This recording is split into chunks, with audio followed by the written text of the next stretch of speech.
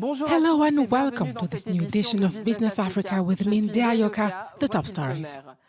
Senegal has entered the era of hydrocarbon production. Australian company Woodside Energy has started oil extraction off the coast of Dakar with the aim to produce 100,000 barrels per day.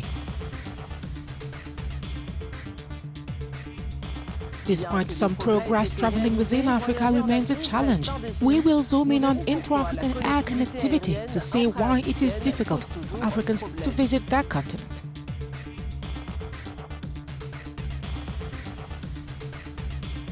Later on the show, we'll head to Zimbabwe, where, despite the drought driven by El Niño, the horticulture industry is booming and offering new opportunities to farmers.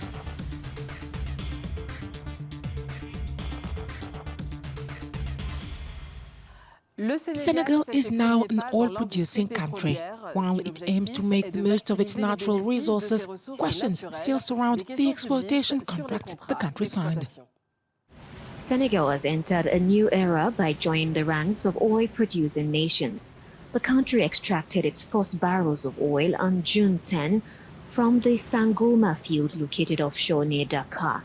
The project, which required an investment of approximately $5 billion, aims to produce 100,000 barrels per day. At the very least, for us, we will have access to less expensive energy than before.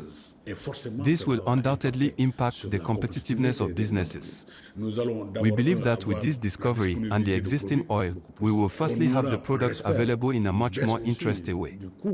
Secondly, we hope to see a reduction in fuel costs. Additionally, it will allow the government to manage the taxation around oil so that we can have an accessible product. Senegal possesses a significant gas reserve that could reach 100 million tons per year by 2030, with annual revenues estimated at 700 billion francs CFA over 30 years. However, there are still uncertainties around the exploitation contract, which the new authorities deem unfavorable and wish to renegotiate. In the Sangamo project, the Australian company Woodside owns 82% of the shares, while the Senegalese state owns 18%. Senegal's share of the profits ranges from 15% to 40%. Our guest this week is Senegalese economist Ousmane Dieng. Welcome to Business Africa, sir. Senegal has joined the club of oil-producing nations. From an economic perspective, what does this mean for the country? This is very good news for the Senegalese economy because it will be a level on which the authorities can rely to structurally transform Senegal's economy. Additionally, this financial windfall will enable double-digit growth rates and provide the means to finance the entire local economy. It is well known that for the African countries, notably Senegal, the issue of structural transformation of the economy is a major challenge. This transformation has suffered greatly from the lack of financial resources. However, we are now convinced that if this shortage of funds is not definitively resolved, it will certainly be substantially addressed. Authorities must therefore channel this financial windfall towards public policy priorities. The Sangoma project provides that Senegal's profit share can range from 15 to 40% depending on the production. Are there risks associated with this variable profit share? It's a contract between two entities, so the shareholders' quota naturally depends on the amount of equity investment put in place. There is thus capital based on investment plan. Within the framework of financing plan, equity financed by shareholders is the one that prevails, so perhaps Senegal could not exceed this amount. I am not saying this is a fixed situation, but if Senegal had the means to explore this oil, I believe it would have done so since 1960s. It's also important to acknowledge that there are investors who have the permits, have explored and found nothing. Therefore, all the risk today is borne by strategic financial partners. As for risks related to the variable share, they are necessarily linked to the future evolution of oil prices. So let us monitor oil prices. However, it's known that it's rare to see oil prices reach relatively low levels. Therefore, it is relatively controlled, but we must never lose sight of the fact that in a company contract, the one who invests the most reaps the most. The new administration has pledged to review oil and gas contracts with foreign companies. In the case of Sangomar, how can the share distribution be adjusted to better favor Senegal? Honestly, with all humility, I have great admiration for President Faye. He is a very balanced individual. However, we are in a context of political regime change. And believe me, when these investors made the strategic plan, they analyzed the macro environment and the integrated political risk. It's part of corporate strategy. But honestly, the agency lies in determining how to quickly increase the refining production capacity of this oil locally to significantly impact the price per kilowatt. If we manage to have abundant and competitively priced electricity, that is good. The economy demands nothing less. So for me, that is the real priority, as we can use this money to establish investment funds that will support the needs of local business. Now, there is always financial structuring to be able to collateralize future revenues, to then invest in very productive sectors. So for me, that is the real battle. Not saying instead of having 100, I want 110, because these are things that can evolve over time.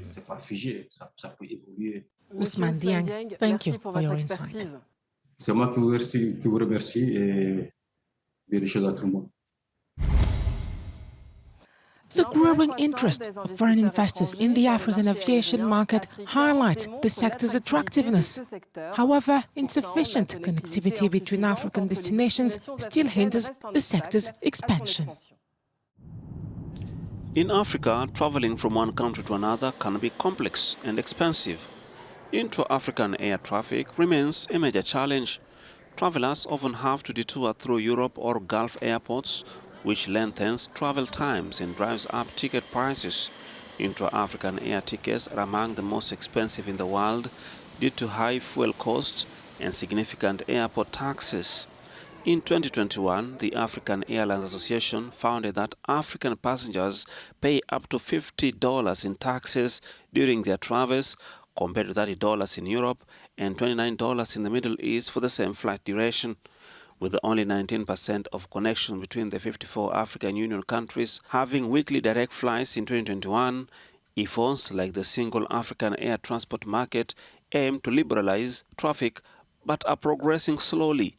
According to a study by the International Air Transport Association, liberalizing the market could increase traffic by 81% and generate 1.3 billion euros and further create 155,000 jobs. The African aviation market, attractive and rapidly growing, continues to draw foreign investors, as evidenced by Qatar Airways' interest in a major stake in Rwandair.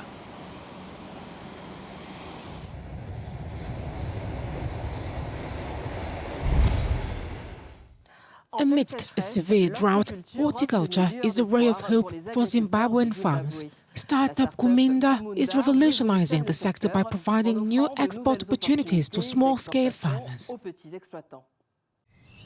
Southern Africa is facing a severe drought due to El Niño, with commercial crop producers being the hardest hit. Most farmers in Zimbabwe are now seeking new ways to penetrate markets, with horticulture being the most lucrative sector. Once reserved for large commercial farms, one entrepreneur is changing the game. So Kuminda is an export company based in Zimbabwe. We are working with small and medium enterprise farmers. We support the farmers to grow crops for the export market. We support them with inputs. A lot of farmers are looking to farm something for someone. So 60% of the land in this country is owned by small-scale farmers. And once you avail a market and a value chain, everyone is looking to be a part of that. Facing strong demand for horticultural products, Clarence Nwali serves 2,500 farmers and employs over 60 people. The entrepreneur is revolutionizing agriculture by creating export opportunities while offering training to small-scale farmers across the country. Despite the ongoing drought, horticulture continues to grow in Zimbabwe, as observed by the Ministry of Agriculture. Over the last year, we have seen an overall increase in terms of production of the various crops that make up the horticultural sector.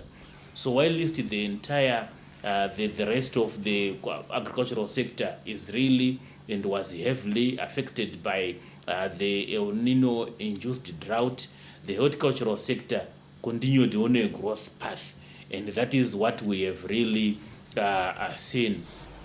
Clarence Wiley remains optimistic and believes they will surpass the 2,500 farmers they currently serve in a few months to meet the global demand.